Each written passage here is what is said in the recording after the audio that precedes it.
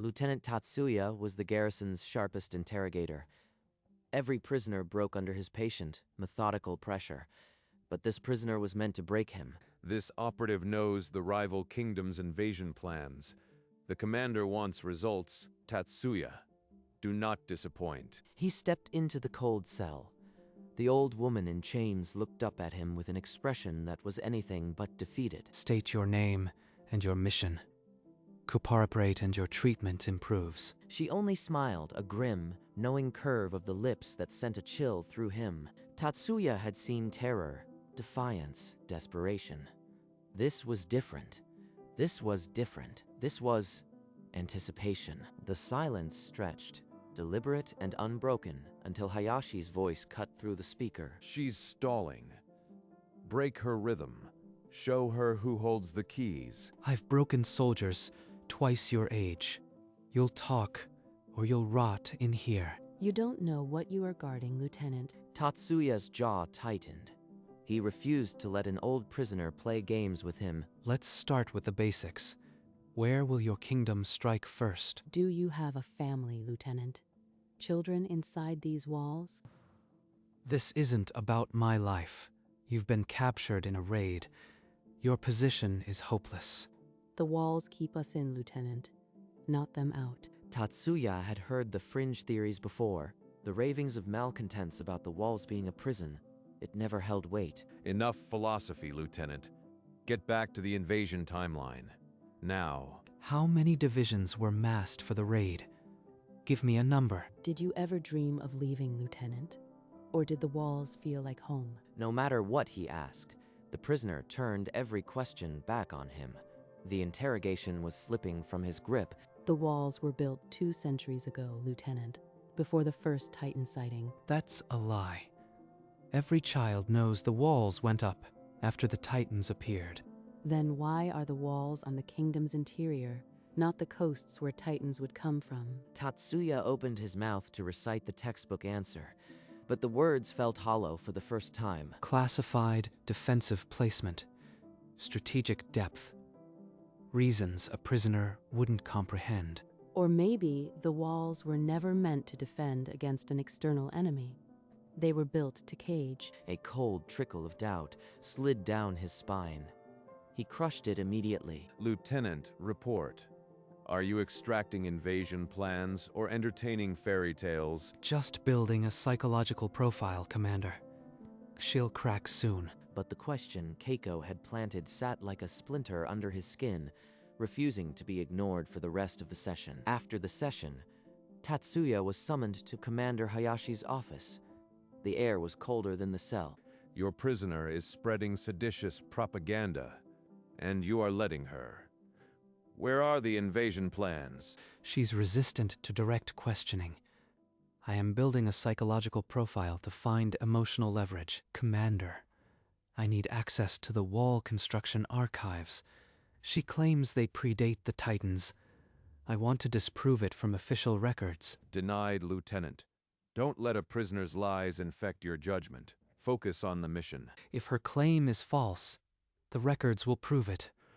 If not, then something is badly wrong. In the corridor, Tatsuya glanced at the overhead speaker, half expecting the commander's voice to follow.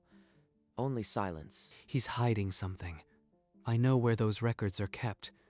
I have the clearance to enter. Tatsuya walked quickly through the garrison, head down, avoiding the eyes of passing guards. His destination was clear. The classified archives off-limits to most.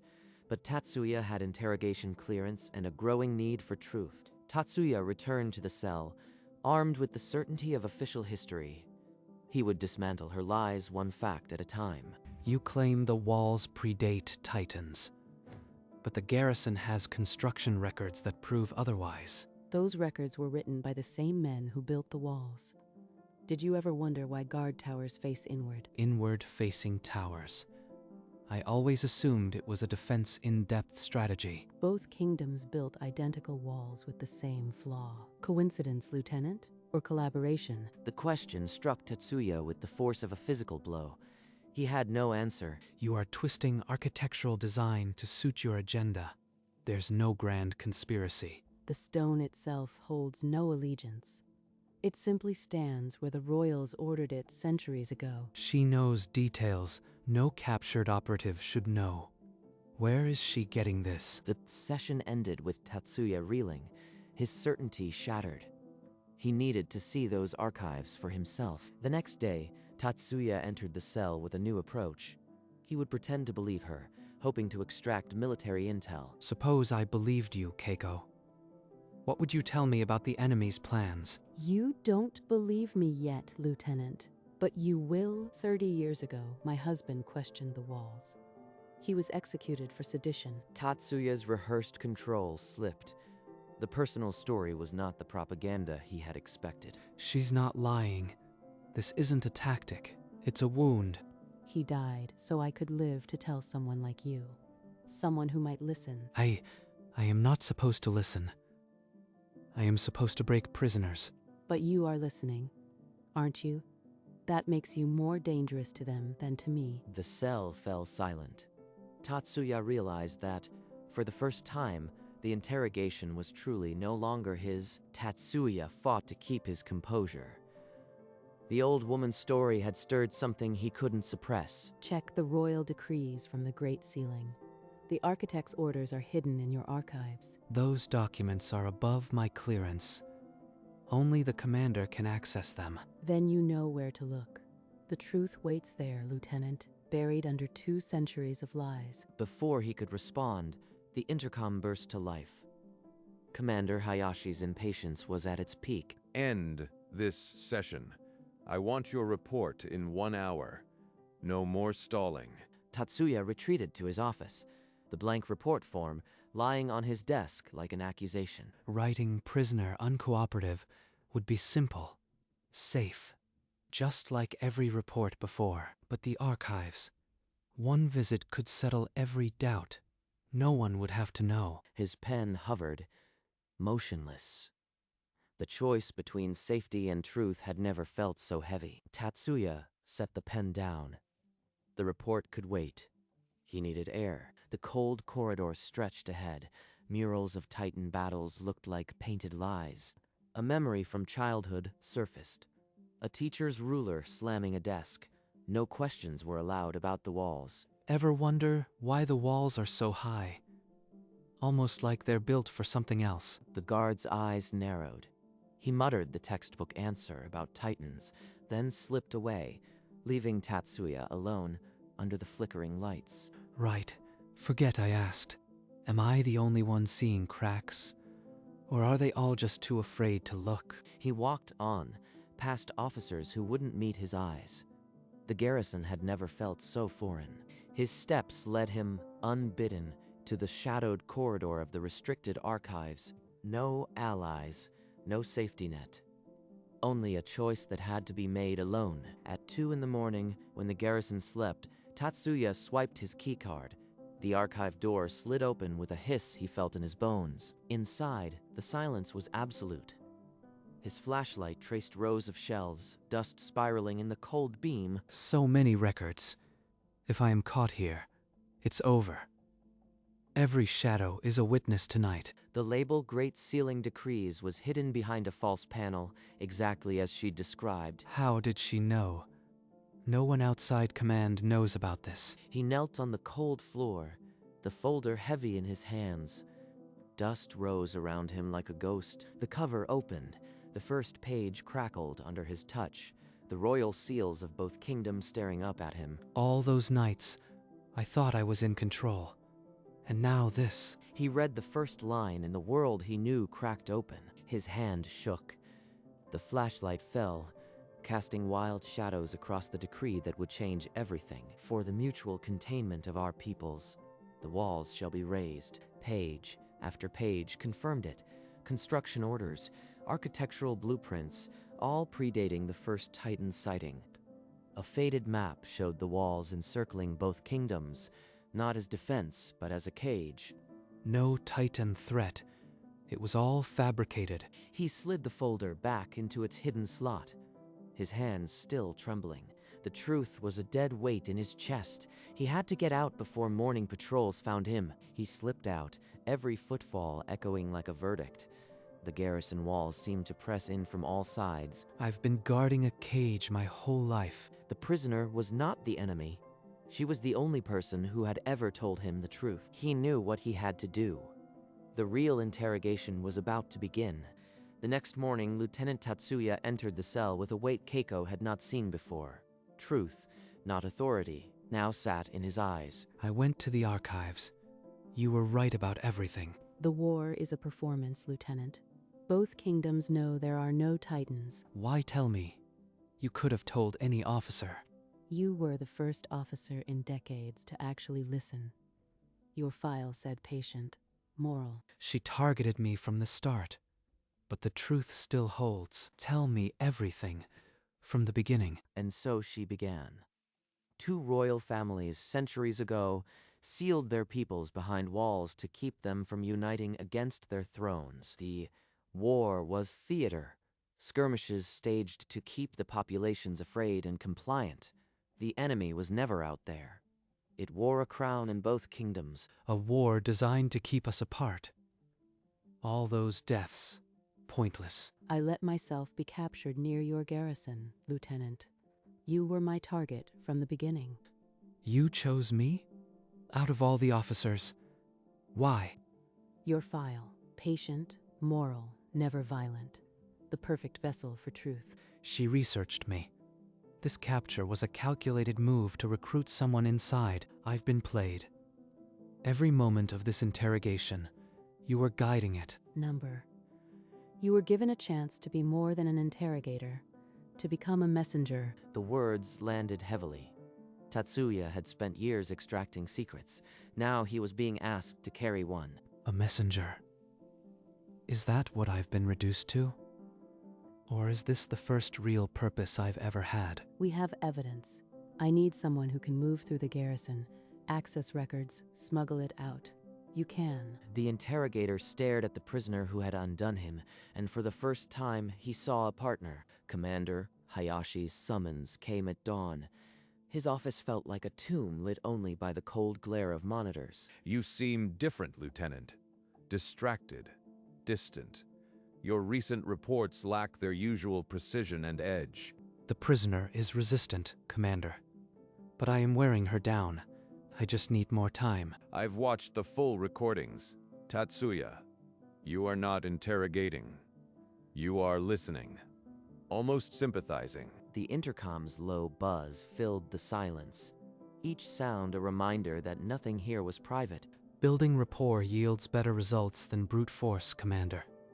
My track record backs that up. 48 hours, Lieutenant. That's all. Then I take personal charge, and you'll be reassigned. Tatsuya saluted stiffly and left the room, the deadline pressing against his ribs with every step. Only 2 days. Enough time to get her out and spread the truth before they silence us both for good. He strode through the garrison, his mind a storm of half-formed plans. Caution was a luxury he could no longer afford. Tatsuya returned to the cell. The deadline weighed on his shoulders, but his step was steady. Hayashi gave us 48 hours. After that, he takes over, and I'll be reassigned or worse. Then we moved tonight. My son worked in waste disposal before they killed him. I know the underground channels. I can forge a death certificate. I have access to the morgue and disposal logs. We'll need a body bag, a gurney, and the night shift guard schedule. They sketched the plan in hurried whispers. The corpse would be wheeled through the lower corridors at shift change. If I mess this up, we're both dead. But doing nothing is certain death for her. There's a hidden drainage gate outside the disposal bay. My son used it.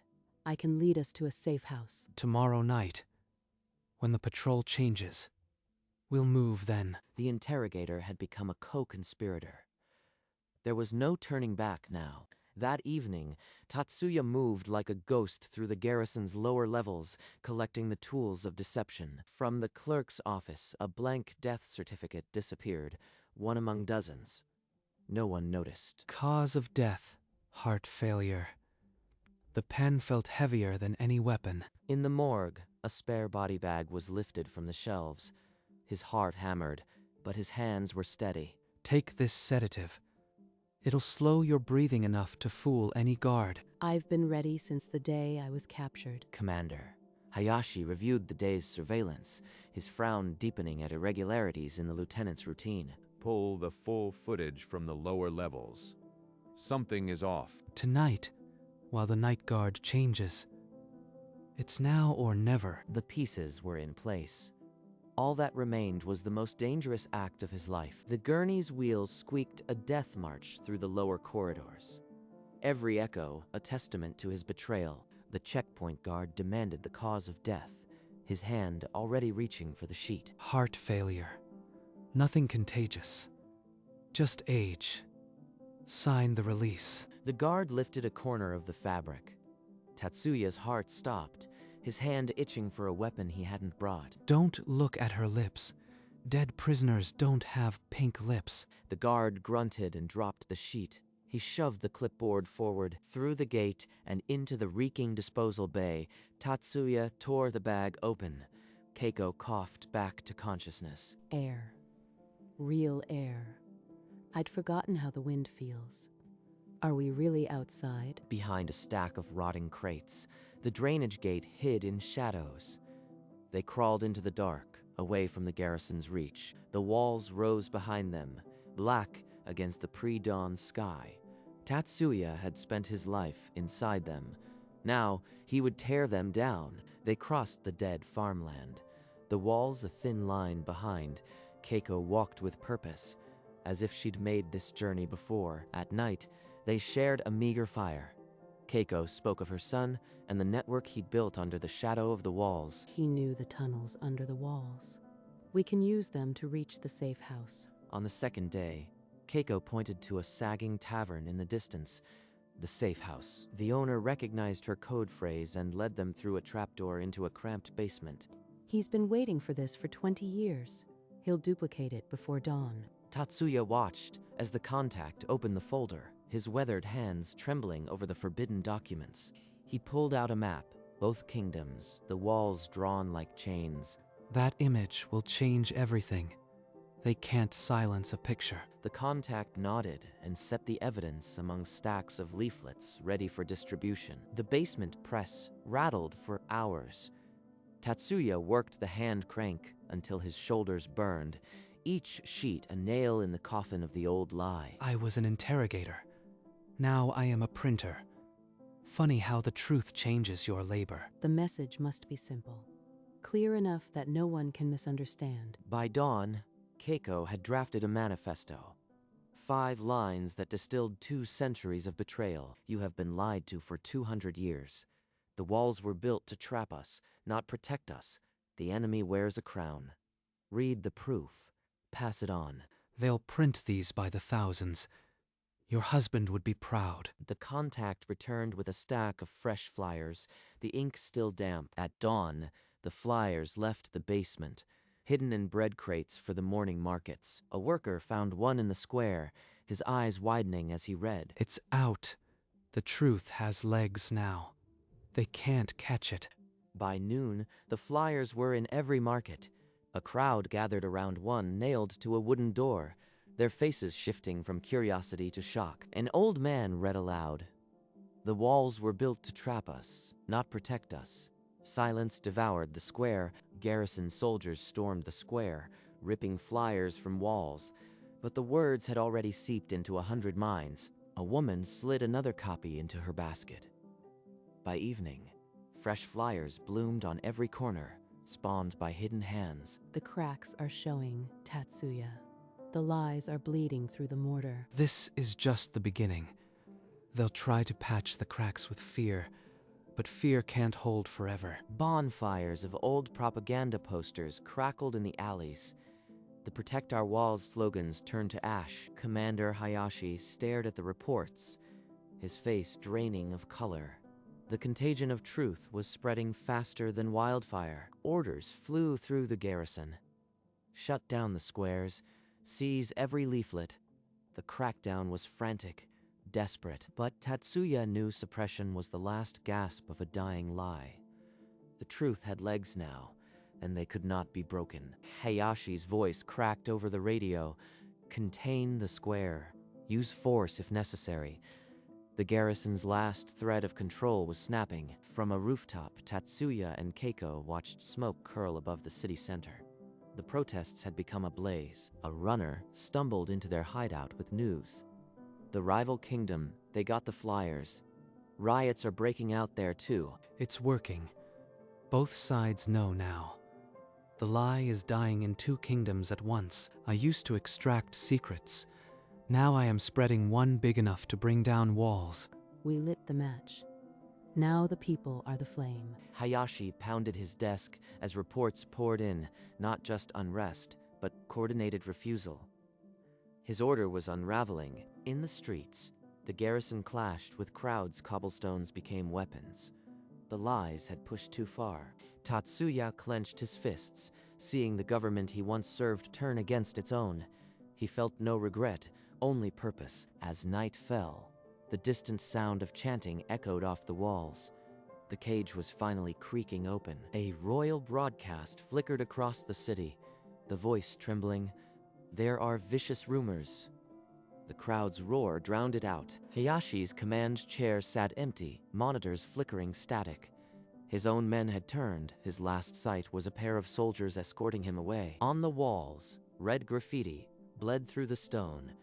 The cage was a lie. It was no longer a whisper, but a declaration. Tatsuya and Keiko watched from the rooftops as the propaganda posters were torn down by the people themselves. They're tearing down the propaganda themselves. No one wants to guard a cage once they've seen the lock from the inside. My husband didn't die for nothing. His silence bought our voice. The wall, seen from the square, seemed to lean inward, its shadow less oppressive than before. The garrison headquarters, once a fortress of control, now lay in chaos, desks abandoned, orders ignored. It's enough, Tatsuya.